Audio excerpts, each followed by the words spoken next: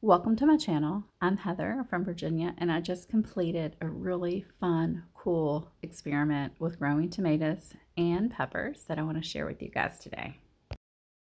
It is February the 26th, and I went to Tractor Supply today, and I couldn't help it, I bought some more seeds. So I thought that is a great opportunity for us to do an experiment. So it's really warming up here. Our 10-day forecast is pretty warm too. What I would like to do, I'm going to start half of the Early Girl hybrid seeds and half of the Tangerine Dream seeds in some winter sowing containers, possibly a milk jug.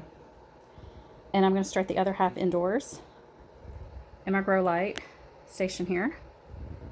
And then we're going to do a comparison because I had bad luck growing nightshades and winter sowing method in the past.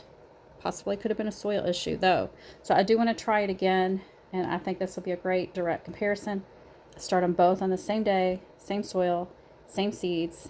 One will be outdoors winter sowing, one will be indoors under the grow lights. If you have watched the last 2 weeks in my 2025 seed starting series, you'll know that I did an experiment with winter sowing the exact same pepper and tomato seeds. So I put tangerine pepper seeds on this side and Early Girl tomato seeds on this side. These are the peppers from indoor sowing. There are no peppers germinated in this winter sowing container. The Early Girl, there are none germinated. Now the Early Girls are somewhere in this mist, so you can see that they did germinate. They did grow extremely well. I had really awesome germination. 10 out of 10 seeds germinated, and this Tangerine Dream did really well too. Let's see, 4, 5, 6, 7, 8, and I'm sure I only put about 8 or 9 seeds in there. So you can see the difference. I'm going to go ahead and end this experiment because I don't know, I just am. I think I am. Maybe I won't. But there's a huge time gap there. Now these guys could sprout tomorrow. This is about the time you would probably so-called winter sow if you were doing warm weather crops like tomatoes and peppers when it's starting to get warm. So I started these guys 3 weeks ago. Well, more like 2.5. Let's say 2.5 weeks ago. These were both started 2.5 weeks ago. Look at the difference.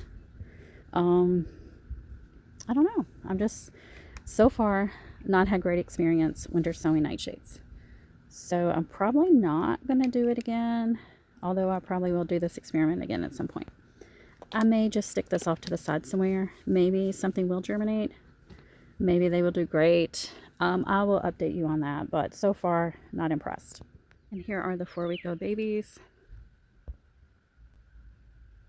along with this tray. I never got potted up. Yeah, also, look at this. Good thing I didn't throw this out, this experiment with winter sowing. Now, there's no germination with the peppers, but 2 of the Early Girls did germinate. So I'm going to keep them.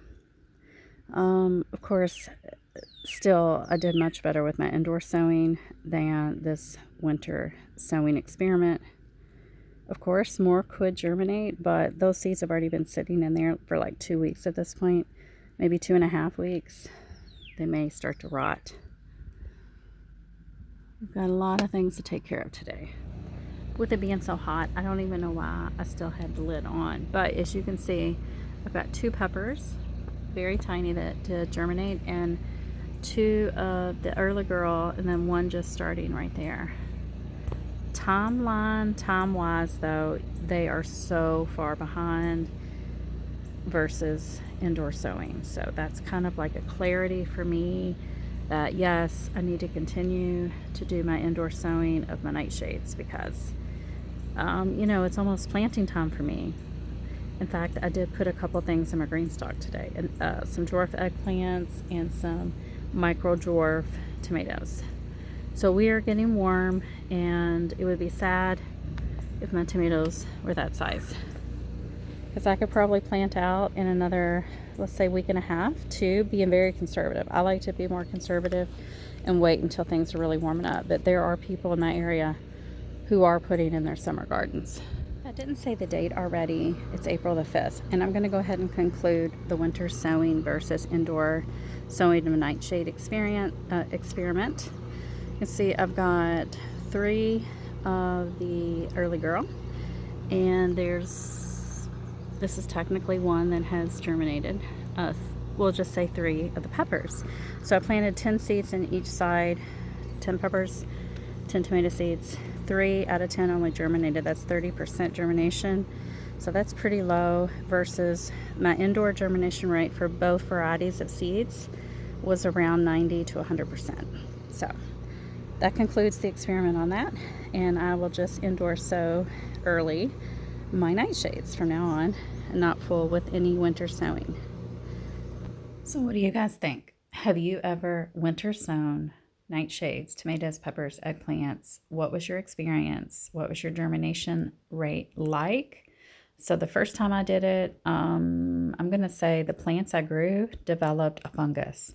So that was kind of my first taste of winter sowing nightshades. Now, I do love winter sowing for plants and other items, but for nightshades, I've not had great luck. So here we are, we're looking at the early girl. The one on the left is the one from indoor sowing under lights, normal setup. The one on the right is actually the one that was in that rotisserie chicken winter sowing container. Took forever to germinate. All of my plants had to stay, all of my frost tender plants had to stay in the garage last night. So I'm going to go ahead and just tell you my insights of what I took away from this experiment. Number 1, there's a huge discrepancy, vast difference in size of the plant. So we've got winter sown pepper there, and then of course you've already seen the difference between the tomato. That's probably enough for me to know which method I want to use for my nightshades. And also the one thing that stood out also was the germination rate. So cool experiment. I hope you enjoyed it too. I've got a bonus experiment coming. I hope you like that as well. It's not as intriguing. It was just kind of a fun thing for me to do. So enjoy. Talk to you soon, guys.